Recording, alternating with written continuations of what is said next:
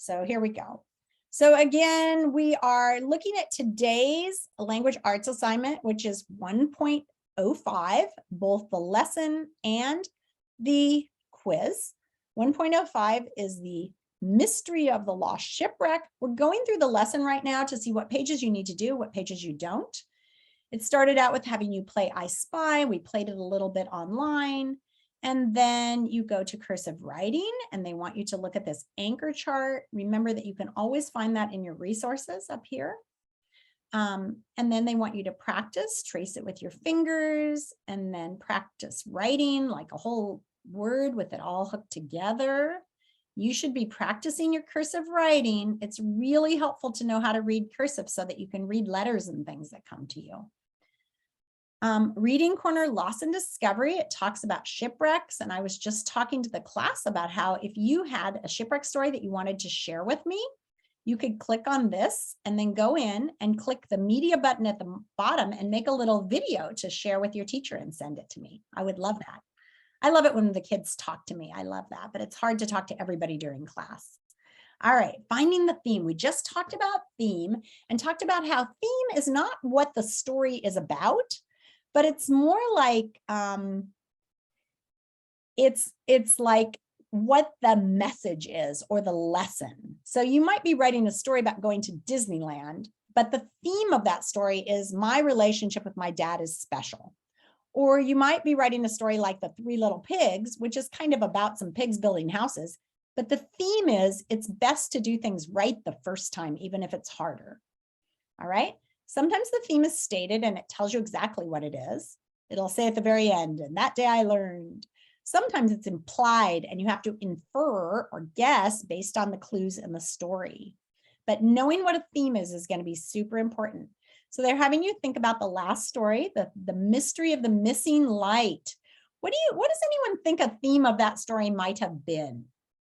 Anybody have a guess for a theme? Looking for hands raised.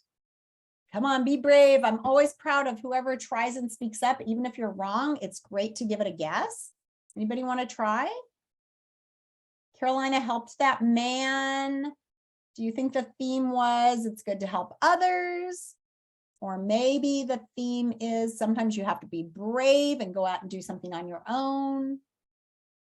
Or maybe the theme is that that man should have had his cell phone with him. And so it's better to be safe than sorry when he hurt himself in the lighthouse, right?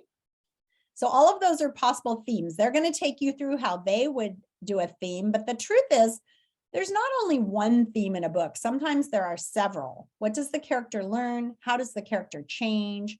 What does the author want me to learn in the story? Those are all great questions to ask yourself when trying to come up with a theme of a story, okay?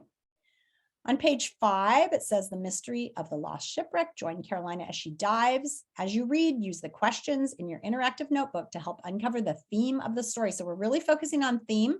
Here's our new story about the lost shipwreck.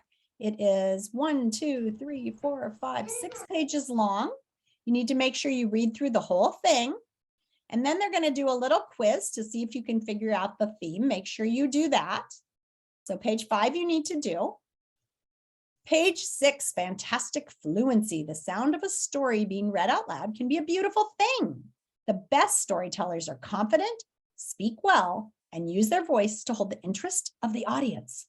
These are also elements of fluent read aloud. And you'll notice when I'm reading to you, my voice goes up and down. It goes fast sometimes and then really slow.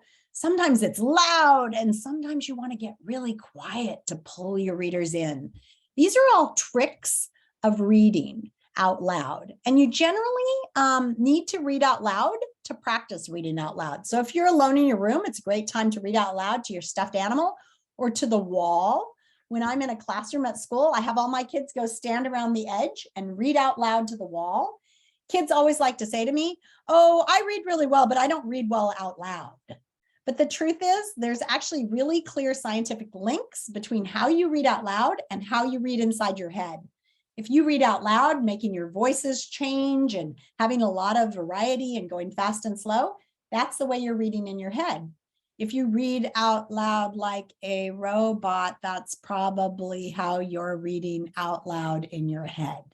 So try practice reading to the wall, reading to the stuffy, reading to your younger brothers and sisters. Accuracy is reading the words correctly. A steady rate means that your voice goes not like a robot. And proper expression means you're saying some words differently than others with more emphasis. Okay, and here's a video about reading out loud. This is a big lesson today. It's going to take quite a while. Writer's workshop, tense times. So I actually want you to do this writer's workshop because it's about verbs. So this is a grammar one, and I want you to do this page 7. Fill in the blank with the correct verb tense. And then page 8, trust the process. Okay, this one says you're going to brainstorm, plan, and write your third text-based response. You do not have to do this page. Page 8, you may skip. I will go back in and put that on our agenda. And I'm sorry I didn't put it in advance. I forgot last night to preview and put that in there. Okay. You do not have to do that writing. Instead, we're going to do our writing lesson this afternoon on our same story. And here's our exit card. Ask a friend or family member to choose 3 words for you to write in cursive and send me 3 words written in cursive. You're going to have to take a picture of this one to submit it. Oh, I guess you don't submit this, do you? Because we're only page 9. So that's just practice. What did I learn? Lesson summary just reminds you, and you do your little quiz. And then your assignment on page 11. Complete 105 theme, the mystery of the lost shipwreck quiz. So today's just a quiz. Read the lesson, complete the activities, do the quiz. And remember, when you're ready for the quiz, you're going to go down here. But please be sure and work through the story carefully. Okay? Do I have any questions?